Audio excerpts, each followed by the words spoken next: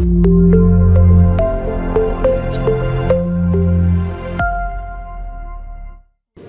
now let us see how the matrix can be decomposed into multiple matrices. So given a matrix, can we decompose the matrix? And this process is called as matrix decomposition. When the given matrix A is diagonalizable, then that matrix can be decomposed into multiple matrices. So the assumption is the given matrix is diagonalizable, then that matrix can be decomposed. Now let us see how to do that. So now if you consider the process of diagonalization, so how are we getting the diagonalization of the original matrix? So by taking the P inverse into A into P. So if you multiply all these three matrices, then the resultant matrix is a diagonal matrix. We have seen that P inverse into A into P, that matrix multiplication will result in a diagonal matrix. Now can we write it as P inverse into A into P equal to, this is the diagonal matrix. Now just multiply P on the matrix P on both sides. It gives us P into P inverse because it is a matrix multiplication. So you should do it like this. So P into P inverse into A into P. This is P into lambda. So P into P inverse, that gives the identity matrix. Now this becomes A into P, the matrix A into P. This is equal to P into the diagonal matrix. And then, so if you multiply P inverse on the right side, on both the sides, I need to represent this matrix as a multiplication of, as a product of different matrices.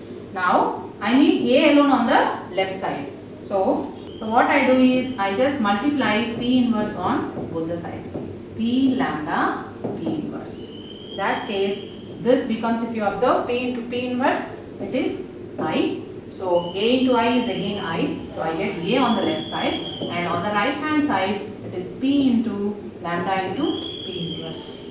So the original matrix A can be converted into the decomposed form using P into lambda into P inverse. In this case, we already know what P is. P is a matrix that is formed using the eigenvectors as a columns of the matrix P. Then lambda is a matrix which is formed using the eigenvalues on the diagonal elements. And P inverse is the inverse of the matrix P. And A is the original matrix, right? So now A can be written as a product of three different matrices, P, lambda and P inverse.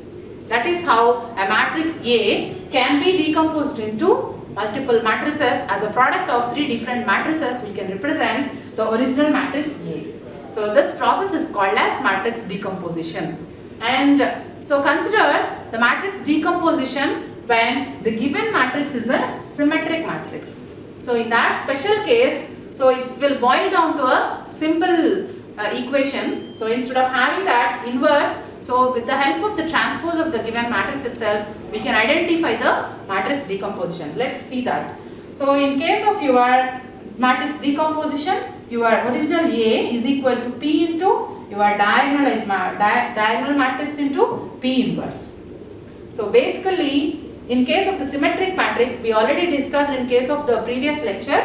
So P inverse equal to P transpose, where the given matrix is a symmetric matrix. Now, can I change this to P transpose? Now this becomes, so if I call this matrix as a D because it's a diagonal matrix, in that case your original matrix A can be written as a product of three different matrices, P, and D is a diagonal matrix, and instead of P inverse, so I can simply have P transpose. So your matrix A actually is the product of, is represented using the product of three different matrices, P into D into P transpose, where P is the matrix formulated with the eigenvectors as the columns, and D is a diagonal matrix where on the diagonal you have the eigenvalues on the main diagonal, and P transpose is just the transpose of the P. So that is how, in simple way, we can decompose the given matrix A when the given matrix is a symmetric matrix. That is a special property of the symmetric matrices. So that is why we are more interested in these special types of matrices.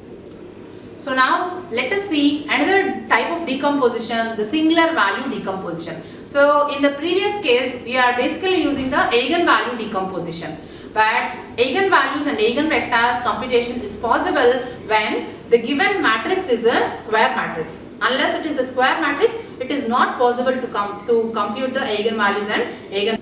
In the last slide, we have seen how to represent a matrix as a product of different matrices. That is, the given matrix A is represented as A equal to P into D into P inverse, and otherwise if the given matrix is a symmetric matrix, you can simply say that it's a product of P into D into P transpose. So that process is called as eigenvalue decomposition. So you are basically decomposing the given matrix A into three different matrices, and in the process you are making use of the eigenvalues and eigenvectors concept. So that is how it's called as eigenvalue decomposition or eigenvector decomposition. But the problem with that technique is, if the given matrix is a square matrix, then only it is possible to compute the eigenvalues and eigenvectors. When the given matrix is a non-square matrix or a rectangular matrix, say for example if it is a m by n matrix, then in that case it is not possible to compute the eigenvectors and eigenvalues, and in that case eigenvalue decomposition is not possible at all. Given the m by n matrix, can we decompose the matrix? The answer is yes. So the technique that allows is called as singular value decomposition.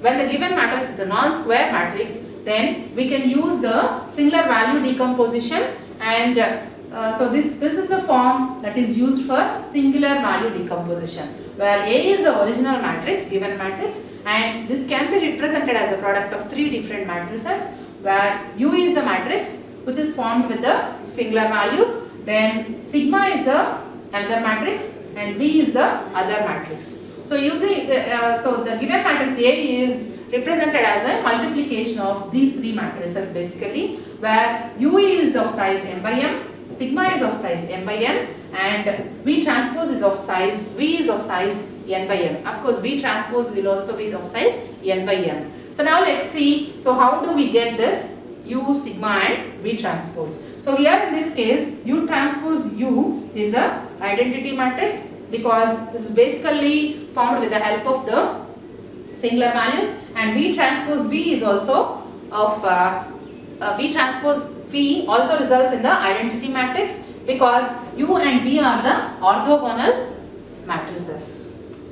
Let's see how do we identify singular values for the given matrix. So given matrix is m by n matrix, and you need to compute A transpose A, because by applying A transpose A, we are getting the symmetric version of the given matrix, and it will be of square size. So now I have the A transpose A, which is a symmetric matrix and which is of size m by m, and its eigenvalues are real because it's a symmetric matrix which is of positive definite matrix. And you can even compute A into A transpose. So either A transpose or A transpose A you can consider, and if you compute A into A transpose, your resultant matrix size would be of size n by n instead of m by m.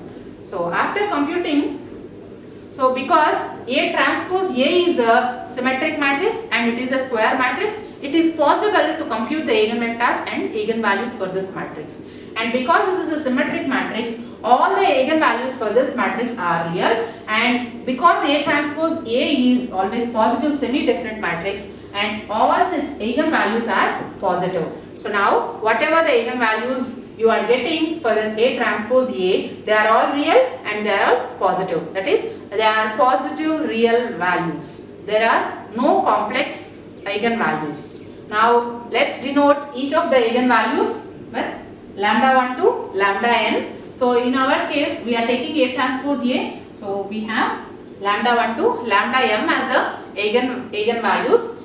So these are the eigenvalues corresponding to the matrix A transpose A, and there may be a chance of repeating some of the eigenvalues also, and you need to order them such that lambda 1 is greater than or equal to lambda 2 is greater than or equal to, and so on, lambda n is greater than or equal to 0. So now the ordering of the eigenvalues is done. So once you order them, you just compute for every lambda value. So for every ith eigenvalue, you just compute the singular value, and this is called as singular value, and this is the sigma I. So sigma I is equal to, is computed as square root of, for the ith eigenvalue, and this is the corresponding singular value. So this is how we compute the singular value for every eigenvalue. So once we have the eigenvalues, so now your eigenvalues will be of this form. So sigma 1 is greater than or equal to sigma 2, and so on and so forth. Your sigma n is greater than or equal to 0, because we already discussed that all the eigenvalues are positive and they are real, and if they are positive, and definitely your singular values are also greater than or equal to 0, and they become your singular values. And with the help of the singular values, you can actually, so once you have this singular values, so you can formulate this sigma, and once you have the sigma value, so you can compute U sigma V transpose. So that makes your matrix A. So U and V are the matrices that are formed with the help of the eigenvectors of A transpose A, and sigma is a diagonal matrix which is of size m by n, and where on the diagonal you have the singular values, and that is how you can basically, so that is how you can decompose the matrix A, so into U, sigma and V transpose, where sigma is a matrix where on the diagonal you are having the singular values, and so U is a matrix that is formed with the eigenvectors, and V is also the matrix which is formed with the eigenvectors of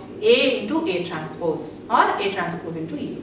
So that is how the matrix A can be decomposed. Now we have discussed two different ways to decompose the given matrix. The first one is with the help of the eigenvectors and eigenvalues for the original matrix, and that is possible only when the given matrix is a square matrix. And this is the second technique to decompose the given matrix, which is called as a singular value decomposition. And when the matrix is not a square matrix, even then we can apply the singular value decomposition. So to decompose the given matrix as a product of three different matrices. So now let's have some exercise problems. Now let's consider this matrix A. So I will not explain how to compute the eigenvalues and eigenvectors, but you already know how to compute the eigenvectors and eigenvalues, but try to observe how the eigenvalues, what are the different types of possible eigenvalues. Here in this case, my eigenvalues are plus or minus 2i. So 2i means it's a complex number, so it indicates a complex number, right? So it's a one eigenvalue is positive 2i and the other eigenvalue is negative 2i. So you can have complex numbers as eigenvalues. That is possible.